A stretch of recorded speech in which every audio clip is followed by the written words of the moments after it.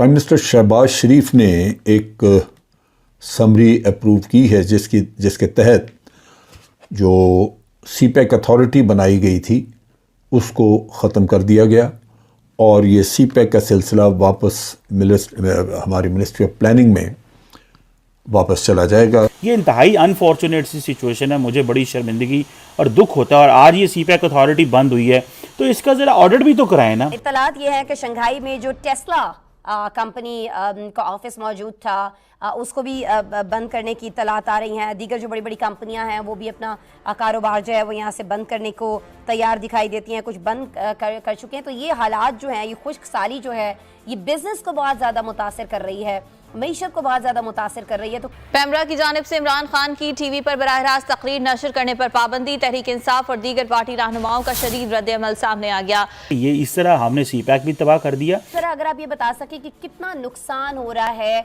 ये मौसमियाती तब्दीली की वजह से, खुश्क साली की वजह से चाइना की मईशत को, अगर हम थोड़ा सा इस पर बात कर लें, क्योंकि फैक्ट्रीज हम बंद हो रही हैं तो मुल्क के अंदर तो जो भी बेरोजगारी है, सिचुएशन पैदा हो रही है, वो अपनी जगह एक्सपोर्ट्स बहुत ज़्यादा मुतासिर हो रही होंगी ना चाइना की, तो उससे कितना नुकसान हो रहा है इस वक्त चाइना को? इस अथॉरिटी को बंद कर रहे हैं पक्का। लो ओ पे आज सीपैक। जय हिंद दोस्तों, a very warm welcome to Hindustan special channel. Pakistan सरकार ने विवादित चीन पाकिस्तान इकोनॉमिक कॉरिडोर अथॉरिटी को भंग करने का बड़ा फैसला किया है। चीन के निवेश से चल रही ये परियोजना 60 अरब डॉलर की है और अब पाकिस्तान द्वारा इस परियोजना को पूर्ण रूप से बंद करने का फैसला लिया गया है। सीपैक को लेकर गिलगित बाल्टिस्तान इलाके में जारी विरोध प्रदर्शनों और भ्रष्टाचार के आरोपों के बाद पाकिस्तान ने सीपैक अथॉरिटी को भंग किया है। दरअसल ये चीन को होने वाले भारी नुकसान की शुरुआत है। पाकिस्तान इस सीपैक के नाम पर चीन से काफी कर्ज ले चुका है और अब चीन ने पाकिस्तान को और कर्ज देने से साफ इनकार कर दिया है। सीपैक पर काम तो बहुत देर से बंद था, लेकिन अब सीपैक अथॉरिटी के भंग होने से सीपैक पूर्ण रूप से बंद हो जाएगा। पाकिस्तानी मीडिया ये चर्चा कर रहा है कि इस अथॉरिटी के भंग होने से चीन पाकिस्तान के रिश्तों पर काफी बुरा असर पड़ने वाला है। दोस्तों, रोज़ाना कोई ऐसी खबर आती है जिससे ये पता चलता है कि जो बैड गवर्नेंस है वो कितनी ज़्यादा पाकिस्तान में सरायत कर चुकी है, क्रीप इन कर चुकी है। और हमें तब पता चलता है जदों आंदे ने पंजाबी कहते हैं ना, जदों पटाखा चल जाता है। सो हमें तब पता चलता है कि सिचुएशन क्या है। अभी देखें कि जो इस हुकूमत आई है, इस हुकूमत ने इल्ज़ाम लगाया है, और ये इल्ज़ाम लगाया है या हकीकत है, दोनों में से एक चीज़ तो ठीक है, लेकिन इनके बकौल ये हकीकत है। ये कहते हैं कि जो CPEC authority, China Pakistan economic corridor की एक अथॉरिटी बनी थी, इस अथॉरिटी को बंद कर रहे हैं पक्का। लो ओ पे आज सीपैक। अब ये बातें हमें समझ में नहीं आ रही कि ये देखें, ये आम आदमी के सर से ऊंची बात है कि वो गुर्बत की बात करे, महंगाई की बात करे, वो लाचारी और बेरोज़गारी की बात करे, या कि ये जो अमीरों के और बड़े ताकतवर लोगों के अल्ले तलल्ले हैं वो उनकी बात करें। अब देखें ना कि आपको इस चीज़ का पता है कि सीपैक अथॉरिटी बनी, फिर ये अब डिज़ोल्व हो रही है, तो इसका सीपैक पे क्या असर पड़ेगा? चाइनीज़ को तो इससे कोई गर्ज नहीं है कि आपने सीपैक अथॉरिटी बनाई है या नहीं बनाई। आपने तो चीनियों को ये चूरन बेचा कि हम ये सीपैक अथॉरिटी बनाएंगे, इसमें से जल साहब बैठेंगे वहाँ पे, क्योंकि जल साहब जो हैं उस वक्त कमांडर, सदर इन कमांड रहे हैं, उनको बलूचिस्तान का बहुत अच्छे से पता है, लिहाजा उनको ये जॉब दी जाए। बाद में जब उनका ये जो पापा जॉन्स वाला केस खुला और बहुत सारी इन्वेस्टिगेशन रिपोर्टिंग हुई, तो बाद में उनको पता चला कि ये इनके पास दो पोर्टफोलियो थे, एक सीपैक अथॉरिटी था और एक इन्फॉर्मेशन मिनिस्ट्री का था।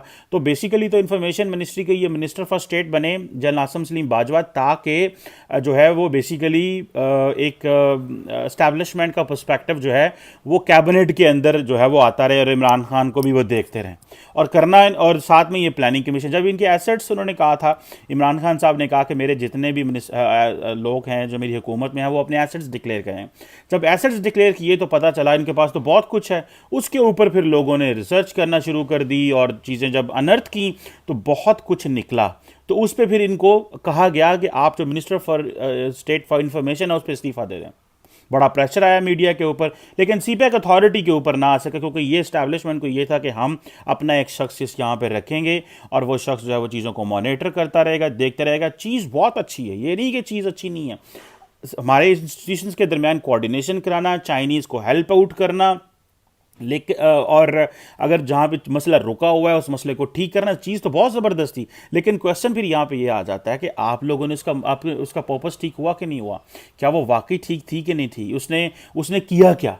ठीक है, अब फॉर एग्जांपल आप इसके प्रोजेक्ट्स की डिटेल्स देखें तो इन्होंने एनर्जी पे बहुत सारे प्रोजेक्ट्स किए हुए हैं। फॉर एग्जांपल इन्होंने 1300 वाट का एक साहिवाल में कोल फायर्ड पावर प्लांट लगाया जो कि ऑपरेशनल है, 2017 में ऑपरेशनल हो गया था। लेकिन अनफॉर्चुनेटली हमारे पास कोयला कहाँ से आता है, हम यहाँ अफगानिस्तान से मांगते हैं या अर्जेंटीना से मांगते हैं या साउथ अफ्रीका से मांगते हैं। तो हमें एनर्जी प्रोजेक्ट्स भी इस तरह के चाइनीज़ ने लगा दिए, हमारे साथ ड्रामा किया कि हम उसके लिए जो हमें तेल तो हम सऊदी अरब, दुबई और कतर से खरीदेंगे और कोयला हम दुनिया से और मुल्कों से खरीदेंगे। क्वेश्चन ये आता है कि आपके यहाँ बिजनेस तो है, आपके यहाँ चीज़ें तो आई हैं, लेकिन मार वहाँ से पड़ी है जहाँ पे आके आपकी पॉलिटिकल मैनेजमेंट ख़राब है। आप एक अथॉरिटी क्रिएट करते हैं एक बंदे को फिट करने के लिए, आपने पूरी की पूरी अथॉरिटी बना दी। उस अथॉरिटी में मैं बता सकता हूँ कि उस अथॉरिटी में और कौन लोग थे, मैं ऐसे लोगों को जानता हूँ जो उस अथॉरिटी में काम करते रहे, लेकिन वो उनको वन टाइम जॉब दी गई क्योंकि वो ब्लू आइड थे किसी के, तो अथॉरिटी के चेयरमैन भी ब्लू आइड थे किसी के। सो ये देखिए पाकिस्तान के जो रिसोर्सेज हैं